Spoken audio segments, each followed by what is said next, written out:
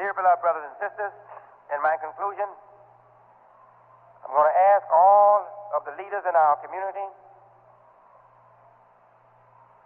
to work hard to get your minds back in that spirit that our minds were in when the Honorable Elijah Muhammad was building what was called the Nation of Islam. Our minds were thirsting for knowledge. We were like young birds with our mouth open, just waiting for the next germ of wisdom, the next bite of knowledge. Let us become like that again. You imams, you study hard. You don't just carry the Quran in your hand to masjid. You read it. Commit more surahs to memory. And encourage the community to commit more surahs to memory. And you study what your imam, W.D. Muhammad, is doing. Keep in touch with what I'm doing. Listen to national broadcasts. Study articles in the newspaper. Try to keep up with what I'm doing in my touring the country, so you'll know where I am today, what kind of concerns we're expressing today, what kind of problems we are dealing with today.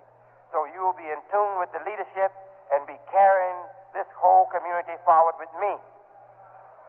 This is what we want. And encourage the community to become students. We all were students under the Honorable Elijah Muhammad. Everybody, young and old, everybody was students.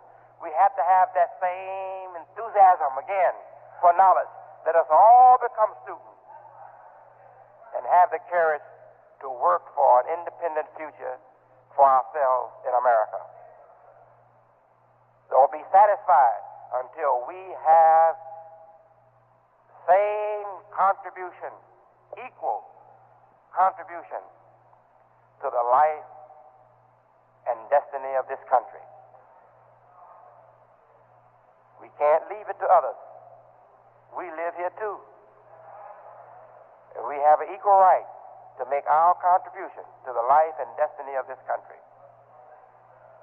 And in the name of Allah, with His power that He has blessed us with in the Quran, and this is power, brother.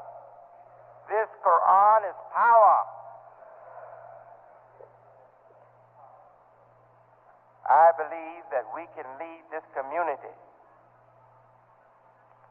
to a glorious future, a future that will save the good life of America.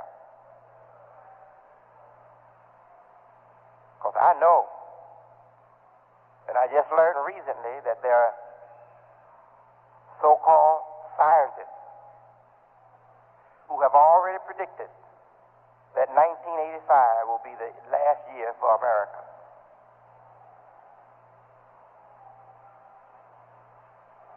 You'll be the last one to get this kind of information. If it wasn't for Allah blessing us to get it, we would be the last to get this kind of information. But already there are serious-minded scientists who are predicting that 1985 will be the last year for America. America, from the signs that they see in America, they say America can't survive beyond 1985. What do I say in reply to that? That is not your prediction. That's your scheme. That's your plan. You've been working on it for generations. And now you're telling us that you think it will happen by 1985. I say, I am in America. And I see great hopes and great future in America.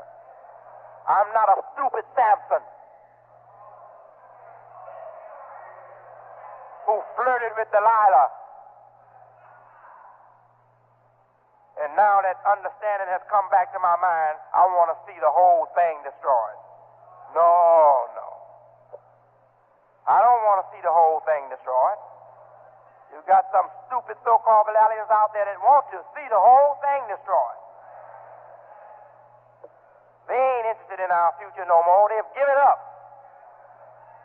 The pressures, the hardship, the setbacks have been just too much for them. up. They have no hope that we ever can reach any glorious destiny in America. They are blind Samson. They want to see the whole thing fall down. They are the product of those devil schemers who have plotted the destruction of this country. Why they want to destroy it? Because they have used it up. And they can no longer live on it. So they want to destroy it. It was just created as a golden goose to lay golden eggs for them. Now that the goose can't lay any more golden eggs for them, they want to destroy America.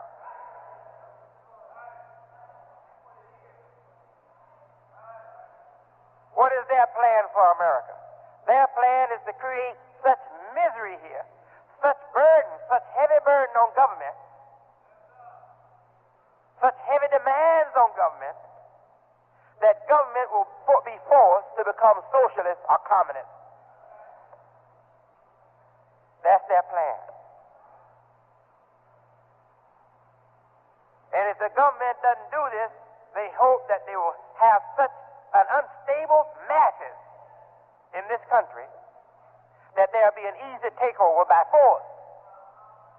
And they will have a small element of people who will take over by force the government.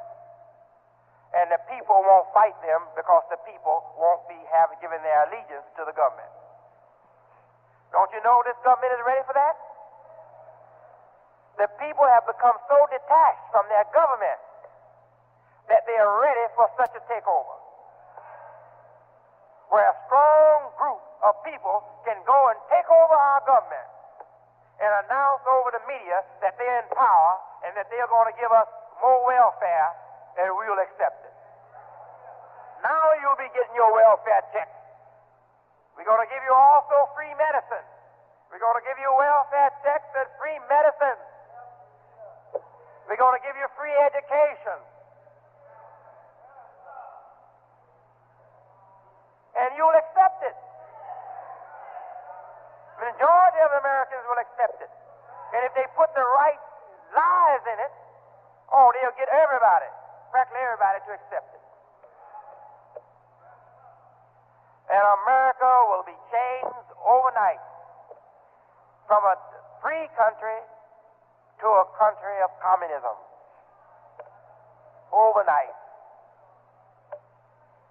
And the people will never know what had happened.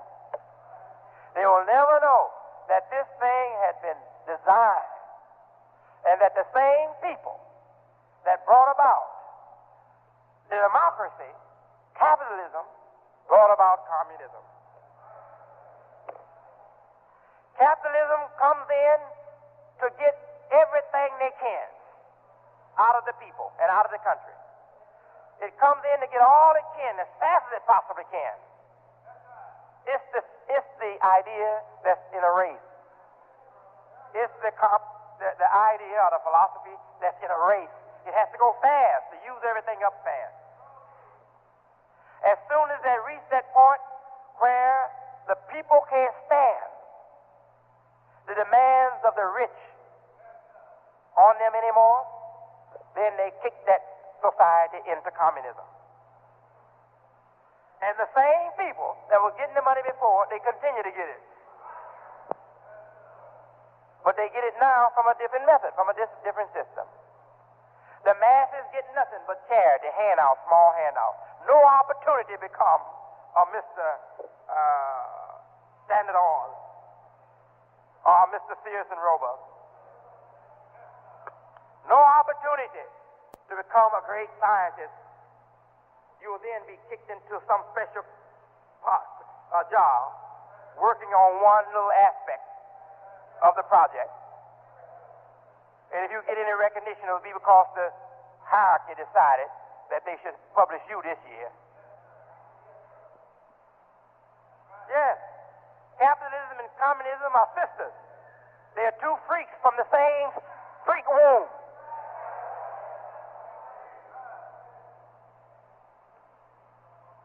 You have to grow up. Allah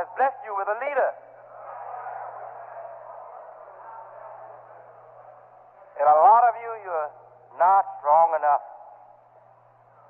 You're not strong enough to stand up. Oh, can we survive capitalism and communism? That is the test. That is the test. That's the challenge. Communism and capitalism coming from the same source. Divide and conquer. Divide and conquer. Invite people to go left and invite them to go right. And rule all of them. There is a secret group of powerful devil conspirators that have been passing their wisdom down for generations to their sons and daughters. And they have been ruling the world for a long, long time. When Prophet Muhammad was born, that upset their apricot. They haven't been able yet to realize their goal of complete control, complete dominance over the world. They haven't been able to realize it yet.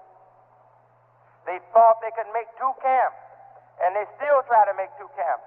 They thought eventually the Muslim world would divide, and one would go in the camp, some would go in the capitalist camp, some would go into the communist camp. But so far, neither have been powerful enough to break the hold of al-Islam on the Muslim society. They have been successful in getting the Christian society. They got Christian Russia. They got Christian Cuba. They got many Christian countries in Europe. And they're still getting Christians. In fact, Christian America has almost but gone communist, those that are not crazy and freakish. Yes. This is the truth. I'm giving it to you plain. Ain't no other way to give it to you.